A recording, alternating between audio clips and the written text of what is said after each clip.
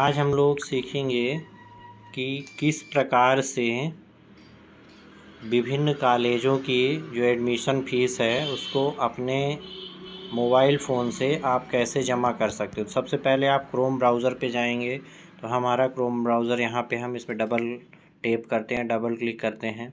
इसके बाद address bar में इसमें आपको लिखना है isms.mponline.gov.in और इसके बाद गो कर देना है। गो पे जैसे जाएंगे तो आपको कुछ इस प्रकार का इंटरफेस दिखाई देगा, जिसमें आपको वेरियस फीस कलेक्शन पे क्लिक करना है। देखिए यहाँ पे institute registration, view registration receipt, पे एंड पेड, स्टूडेंट रजिस्ट्रेशन, बहुत सारी चीज़ें हैं। आपको वेरियस फीस कलेक्शन पे क्लिक करना है।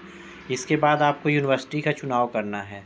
तो उदाहरण के लिए मान लीजिए हम मानते हैं कि अवधेश प्रताप सिंह यूनिवर्सिटी रीवा है, तो अवधेश प्रताप सिंह यूनिवर्सिटी रीवा का हम चुनाव करेंगे। जिस कॉलेज में हम मान लीजिए अध्ययनरत हैं हम उसका चुनाव करेंगे। जैसे मान लीजिए हम यहाँ पे गवर्नमेंट कॉलेज रैगांव सतना का चुनाव करते हैं। फिर इसके बाद हम जाएंगे जिस कोर्स में हम अध्ययनरत होंगे। अगर मान लीजिए हम बीए में हैं तो बैचलर ऑफ आर्ट, और अगर बीएससी में हैं तो बैचलर ऑफ साइंस में जाएंगे। हम मान लीजिए बीएससी में अगर हैं तो बीएससी का हमने चुनाव किया। बीएससी में जो भी हमारा ब्रांच होगा, botany, chemistry, zoology, physics, chemistry, mathematics, computer science, mathematics और फिजिक्स जो भी है उसका चुनाव कर लेंगे। फिर इसके बाद अगर हम ईयरली सिस्टम में अध्ययनरत है तो ईयरली का चुनाव करेंगे। जिस ईयर में हैं, प्रथम वर्ष, द्वितीय वर्ष, तृतीय वर्ष जो भी है, जैसे मान लीजिए अगर द्वितीय वर्ष में है तो द्वितीय वर्ष का चुनाव कर लेंगे। ब्रांच मोड यानी किस प्रकार है, रेगुलर है तो रेगुलर का चुनाव करेंगे।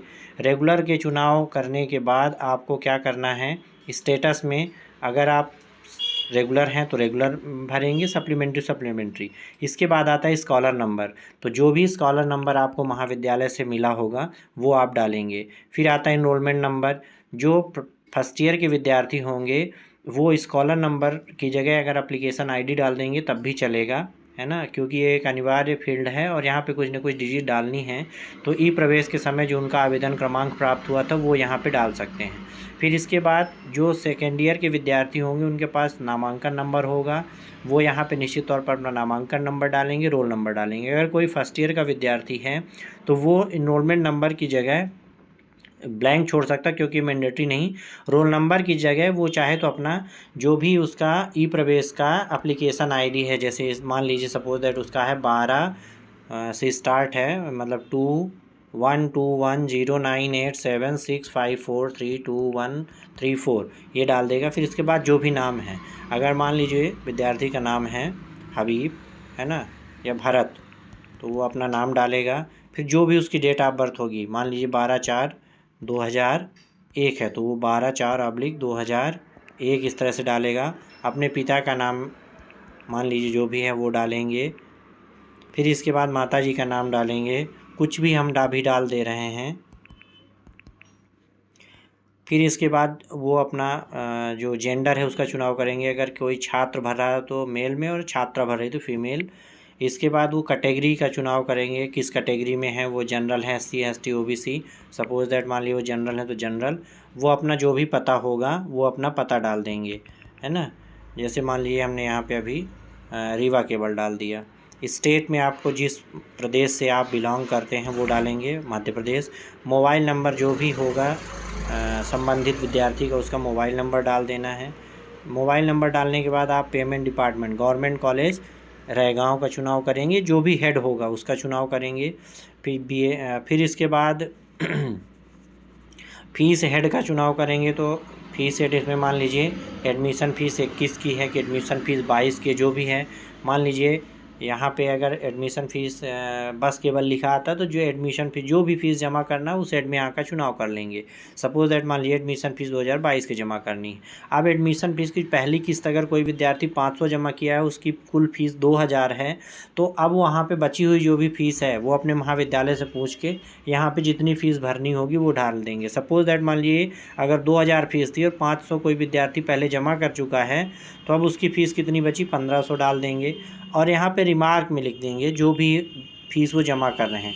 अगर मान लीजिए एडमिशन फ़ीस वो जमा कर रहे हैं तो यहाँ पे वो एडमिशन और फ़ीस मेंशन कर देंगे।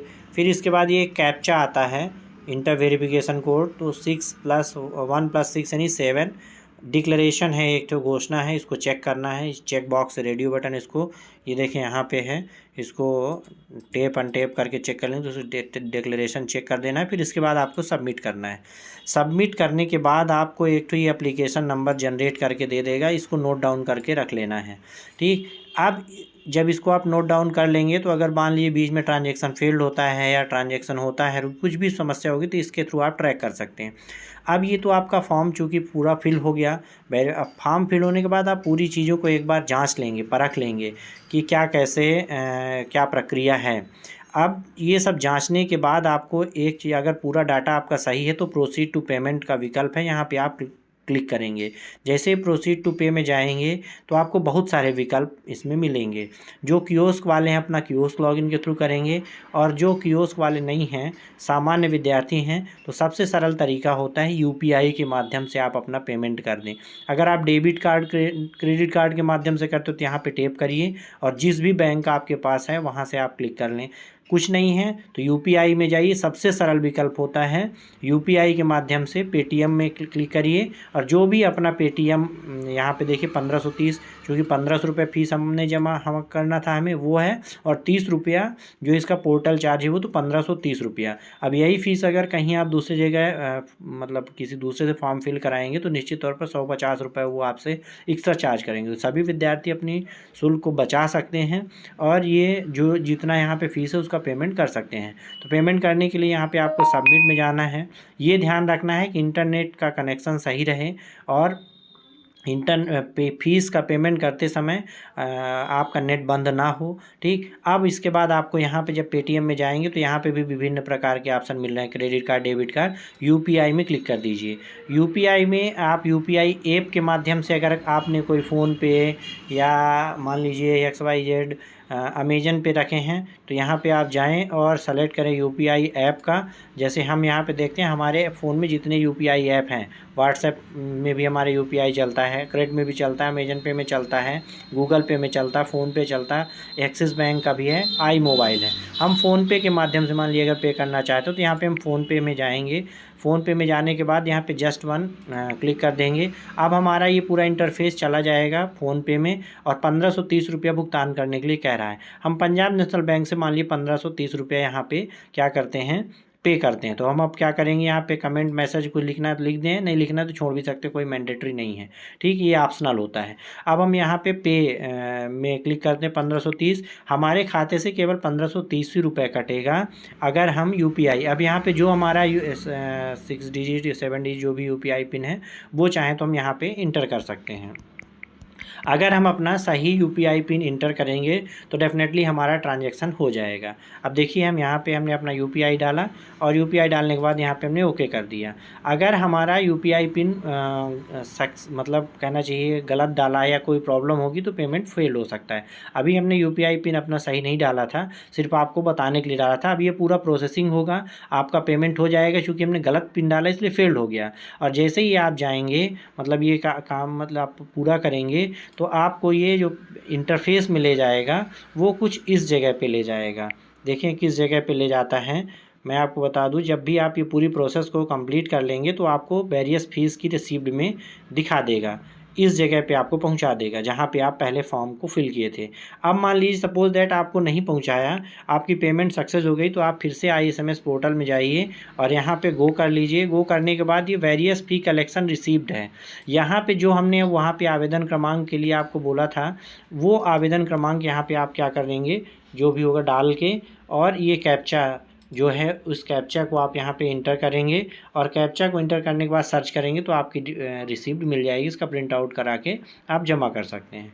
धन्यवाद, आज के लिए सिर्फ इतना है।